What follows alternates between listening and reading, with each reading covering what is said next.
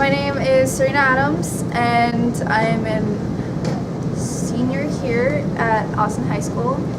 And my ghost story happened about 1 or 2 years ago in the drama room, which is upstairs. And Mr. Alba had asked me to grab some props, which is upstairs, but above the stage where the catwalk is. So I go up there and I'm all by myself and I'm unlocking the door and I hear footsteps on the catwalk. So like I poke my head out there. I'm just like, hey, who's up here? Nobody's supposed to be up here, because Mr. Alba is very strict about who goes upstairs.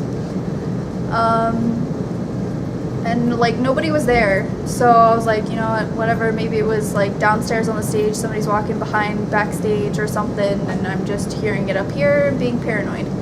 So I go into the prop room and I'm like looking everywhere for the props that he's asking me to, and I hear like this faint giggle, and I'm just like, okay, that's weird.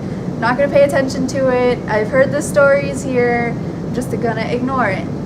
So I get all the props and I'm on my way to the door, and as I'm locking it, I hear like this faint whisper behind me that's like, hey, come here. And I like freeze and I'm like, oh hell no, I'm not dealing with this. So I finish up, I ignore everything. I'm blocking all noise so I don't hear anything else, and I go downstairs and I'm like, Alba, do not send me up there again. I'm not going up there.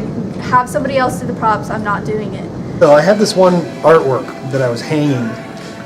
You know the big case where I hang the artwork right by the assistant principal's office in the main hallway? Yes. There was, I think it was last year or the year before, there was this one painting. And I don't really remember what it was.